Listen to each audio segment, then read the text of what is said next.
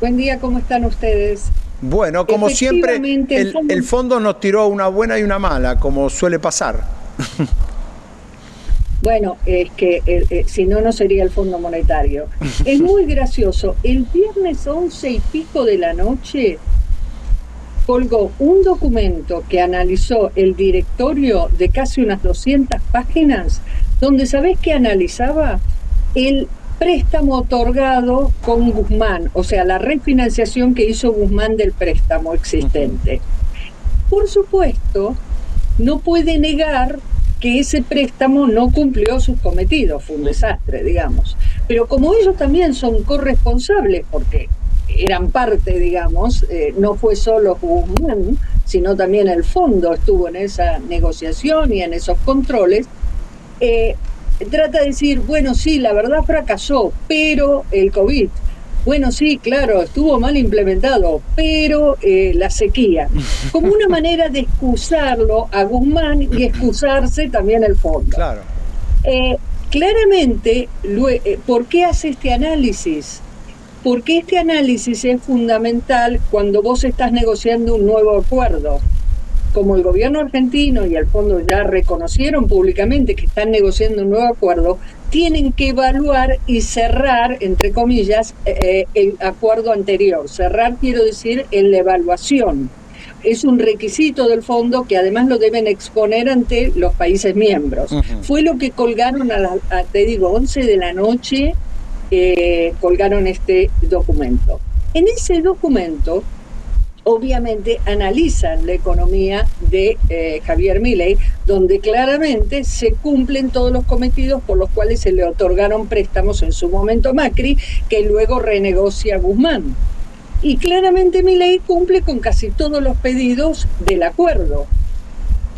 Entonces, elogia todo eso, porque obviamente no puede desconocer que se han cumplido, que hay el Claro. superávit fiscal, no puede, que bajó la inflación, etcétera, etcétera, pero dice, pero, empiezan los pero. Entonces, obviamente le reclama los controles cambiarios, porque dice van a ser necesarios para eliminar distorsiones, recuperar el acceso a los mercados de capital. Chocolate por la noticia, digamos. Obviamente el gobierno de Milei también quiere esto, o sea, no hay un gobierno que no quiera poder acceder a los mercados de capitales.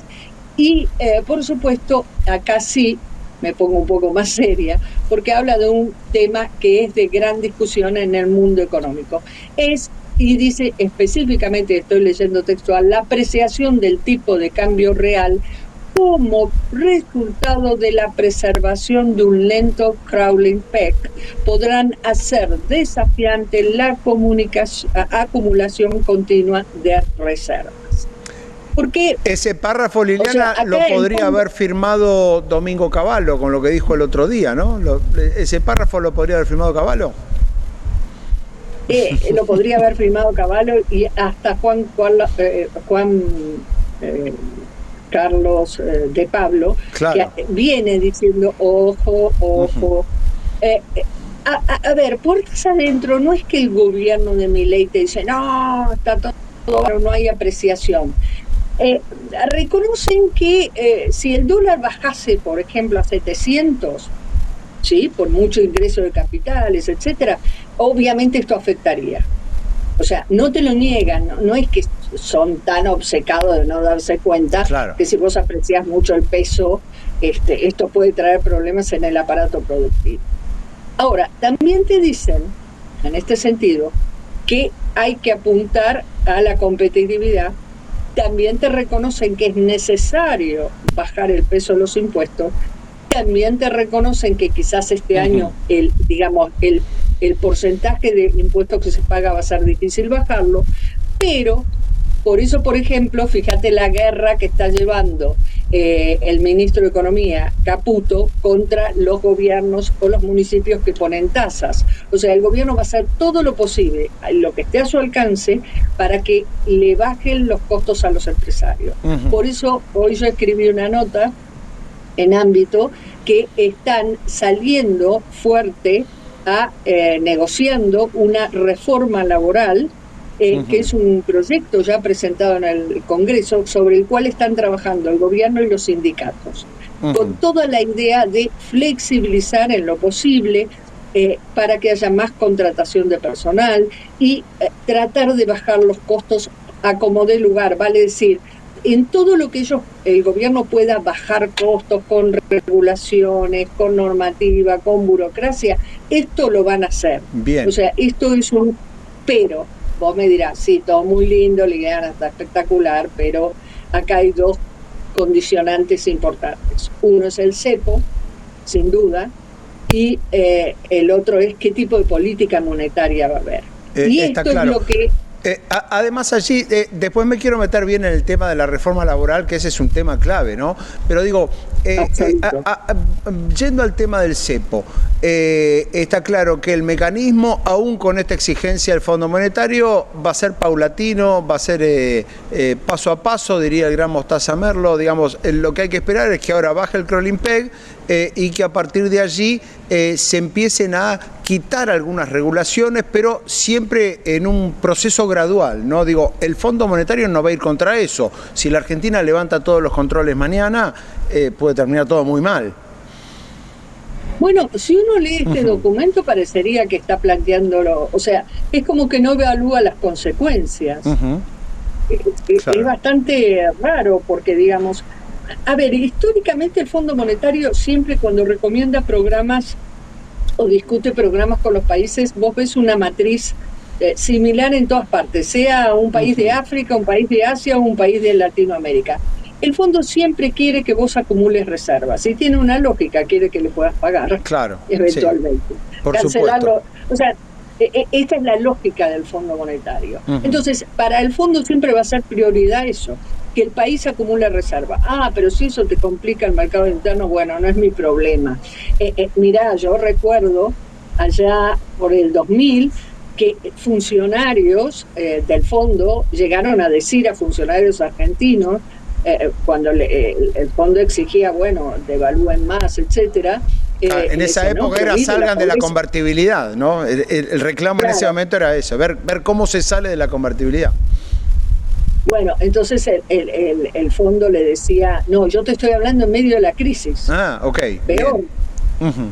Y me recuerdo que el fondo, uno de los funcionarios, bueno, cuando el gobierno argentino decía, pero escúchame, esto nos va a elevar la pobreza al 60, al 70, o sea, es un disparate devaluar de esta manera, el fondo decía, no es mi problema. O sea, que soy más pobre no es mi problema. O sea, esa actitud tan dura, si querés, hoy no es la misma, ¿no? El fondo también hizo un mea culpa, pero objetivamente el fondo siempre va a velar porque el país acumule reservas a como dé lugar. Ahora, el gobierno argentino quiere acumular reservas, por supuesto. O sea, no es suicida. ¿Por qué? Porque necesita tener reservas para justamente liberar el cepo. Si vos me preguntás, ¿el gobierno de Milei quiere liberar el cepo? Lo antes que pudiera, lo haría. El problema es que hoy necesita tener espaldas en el Banco Central y por eso hay dos líneas. Uno, la negociación con el Fondo Monetario, que yo te diría que el que hayan sacado este documento es que están más acelerados los tiempos de lo que uno imagina. Y que esté viajando Caputo a Washington para reunirse con el fondo ahora en oportunidad de la asunción de Trump, implica que está bastante acelerada las negociaciones, porque este documento que te estoy contando es un requisito previo para cerrar un nuevo acuerdo. Bien. O sea, no podrían no estar este documento. Claro. Que son, al que tenga ganas de leerla, más de 120 páginas en inglés, hermosa, colgada en la página del fondo. Pero esto es requisito, porque si no, no pueden celebrar un nuevo acuerdo. Es casi burocrático, importante, pero burocrático. Ahora, cuando se celebre este nuevo acuerdo, digo, más allá de este documento que es casi historia, digo, yendo a lo más actual, está claro que la Argentina no va a tener una discusión sobre el tema del cumplimiento de la meta de reservas, porque allí hay una vuelta que pega el gobierno argentino que no se sabe si el fondo va a querer aceptarla.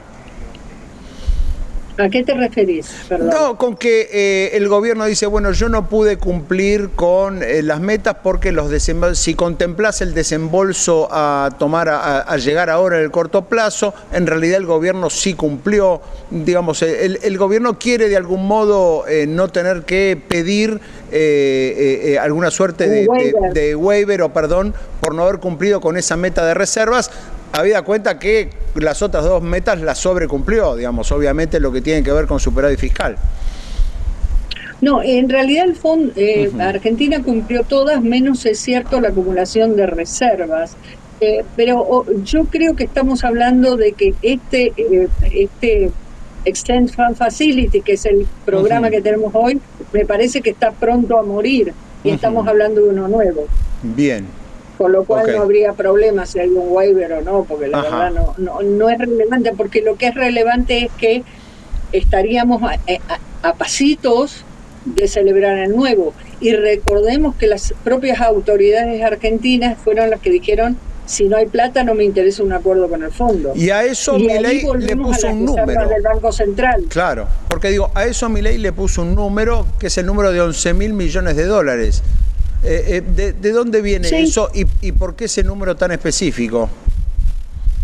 Porque es el que estima el equipo económico que necesita para prácticamente sanear el Banco Central, prácticamente quedar de manera tal para poder enfrentar eventualmente alguna corrida. Pero además ten en cuenta que hay dos caminos. Uno, el fondo, que creo que viene por las señales que te estoy contando, me parece que viene más rápido la negociación de lo que uno podría estimar. ¿Se acuerdan que yo dije, creía que los primeros días de marzo? No sé si no se adelanta esto, porque la verdad me sorprendió ese documento colgado viernes a la noche, ¿entendés? Hay negociaciones con fondos. O sea, no vaya a ser que haya dos ingresos. No está descartado esto. Con lo cual, el objetivo del gobierno y del equipo económico es, por supuesto, levantar el cepo. Por supuesto, ir hacia una unificación cambiaria. Pero todo va a depender de estas cuestiones que estamos hablando. O sea, no lo van a hacer si no hay espaldas. No quieren tener sacudones innecesarios. Vos pensás que hace un año nada más que está. O sea, bien se puede esperar 3 meses más, digamos, en última instancia. Absolutamente. Pero para salir con una economía sustentable, digamos, que con un programa, perdón, no una economía, con un programa de estabilización que tenga sustento. Está muy claro. Ahora, allí también el paso que sigue son las famosas reformas, ¿no? Las famosas reformas estructurales, algo que siempre estuvo en la agenda del Fondo Monetario con todos los gobiernos. Milei apoyó fuertemente esa idea, por lo menos en el discurso, creó un ministerio de regulación y puso en marcha una serie de regulaciones, creo más apuntadas a quitar burocracia y gasto a través de la burocracia que hacer reformas de fondo. Digamos, las reformas de fondo claramente sabemos siempre son tres, una es la impositiva, la otra es la previsional, qué hacer con el sistema jubilatorio argentino, que sabemos es inviable tal como está planteado, y la tercera desde luego es la reforma laboral, la que recién comentabas, que haya una negociación de una modificación de la legislación laboral entre el gobierno y los sindicatos. Eso me atrevería a decir, no sé si coincidís, pero que es el primer paso en firme, real, concreto y sustancioso en cuanto a que el gobierno de Milei va a hacer una reforma de fondo, digamos, que se negocie una nueva legislación laboral con los sindicatos. Mirá, bastante callado. Vos viste cómo son los gremios. Cuando están avanzando, si querés, en línea con el espíritu del gobierno de turno, por decirlo de alguna manera, viste que están callados. Bueno, realmente me sorprendí en el trajín del buscar información que realmente ya están trabajando los sindicatos en base a un proyecto que fue presentado en su momento, por el cual básicamente lo que busca es incorporar, flexibilizar toda la nueva incorporación. ¿Por qué? Porque no se puede reformar el sistema previsional si vos no ampliás la base de contratación. Hoy, hagas lo que hagas, si no atacamos seriamente el empleo en negro, no hay sistema previsional que resista. Y entonces, estas son palabras incluso del equipo económico del propio presidente Milei. Si no modificás el sistema laboral, no hay reforma previsional. Condenamos a nuestros jubilados para siempre, porque la base sobre la cual se recauda es cada vez más chica o al menos se mantiene constante. Entonces, están hablando con los gremialistas y los gremialistas callados están de acuerdo. Hay que hacer algo porque así el sistema no resiste. Y vienen trabajando con la idea de ver si en el primer semestre se logra esto. Porque si no, no va a haber una presentación de una reforma previsional, porque una está enganchada con la otra. Bien, buen punto. Y además también digo, me imagino obligará al gobierno a tomar alguna postura diferente en el Congreso, ¿no? En lugar de estar siempre con tanto tironeo y tanta pelea, digo, una reforma de este tipo, si no es con votos peronistas, no se va a conseguir. Si no es con votos peronistas y si no es con votos del PRO. Claro, pero uno supone que los del PRO son más accesibles, pero digo, nada menos que una reforma laboral con los gremios metidos adentro de la negociación, sin los votos de Unión por la Patria, va a ser muy complejo.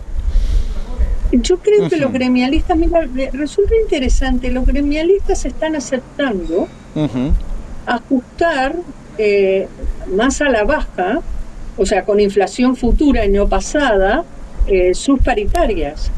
Y están aceptando discutir convenios por empresa. Los sindicatos estoy hablando. Sí. Los gremios grandes. ¿Por qué?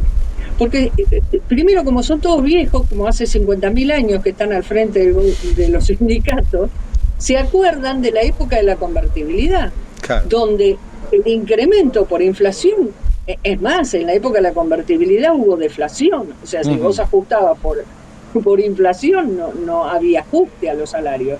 En esa época, ¿te acordás que estaba el tema de los tickets canasta, que te daban un auto? Bueno, vamos a volver a esa etapa y los gremialistas se acuerdan. Y entonces están de acuerdo que haya negociaciones por empresas, porque hay empresas que podrán dar más beneficios, pero hay empresas pequeñas o que no van a poder hacerlo. Entonces comprenden que son tiempos distintos ahora y que las negociaciones deben darse de otra manera. Y que ese salario para toda una actividad, digamos que el mismo salario para toda una actividad ya también quedó anacrónico, ¿no? Es una forma de negociar anacrónica. Hay ejemplos de esta flexibilización, se ha dado, por ejemplo, con el tema de Vaca Muerta, que se sabe que si no se quebraban algunas normas sindicales que parecían talladas en piedra, hoy Vaca Muerta no existiría tal como está. Y hay otros ejemplos, por ejemplo, el famoso marco de Toyota dentro de la industria automotriz, donde se sentó a negociar con el sindicato, a decir, bueno, ¿quieren ganar más plata? Bueno, vamos a tener que cambiar algunas cosas para ser más productivos. Bueno, este escenario lo vas a empezar a ver en otros gremios también. Bien. Pues, o sea, por ejemplo, fíjate que fracasó la negociación con los gastronómicos, porque los gastronómicos fueron con un pedido del 16% y el propio ministerio le dijo, escúchame, después no me vengas a llorar cuando te cierren todos los bolichitos, porque hay bolichitos que no pueden pagar eso. Entonces, esto es lo que hay sindicalistas que lo comprenden, que están entendiendo que con baja inflación la negociación es diferente. Con alta inflación, bueno, es fácil, te sentás, bueno, me das tanto. Pero ahora empieza el trabajo donde cada sindicalista se va a tener que lucir. O sea, va a tener que mostrar la capacidad que tiene para defender los derechos o mejorar las condiciones de sus trabajadores. Por eso, algunos están entendiendo, sí, tenés razón, los gremios van a aceptar algunos, no todos, discutir convenios por empresa. Ojo, esto no significa que el gremio, pongo un nombre, metalúrgico, no es que el que se sienta en la mesa. Se sigue sentando el gremio metalúrgico, pero acompañado de la empresa X que llegó a un acuerdo, porque quizás daba confusión de que lo que se hace solo negocia el delegado de la empresa X con el sector empresario. No, siempre está el gremio representado. Pero en el marco de otra clase de negociación. Bueno, Liliana, me decías que ahora Caputo viaja junto a Milei para la asunción de Donald Trump y ahí, por supuesto, se va a dar una negociación con el Fondo Monetario, va a haber vínculos con el Fondo Monetario. ¿Sabés si antes de irse Milei le va a avisar a Victoria Villarroel que se va de viaje? ¿Le va a mandar algún WhatsApp, algo para que no tengamos problemas de nuevo? Si no se enteró Victoria Villarroel, presidente de la Asunción, no lee diarios, no ve noticias. Bueno. Que mire Canal E, acá se lo contamos. Exactamente. El presidente viaja el viernes 17. Ahí está. Que mire Canal E, que ya le avisamos que viaja. Bien, ahí está. Por eso digo que no haya lío, vienen las extraordinarias, por ahí la vicepresidenta no se entera, dice que el presidente no le avisó, etcétera. Liliana, te mandamos un abrazo grande. Gracias a ustedes. Liliana Franco, como siempre, con toda la información de la Casa Rosada, del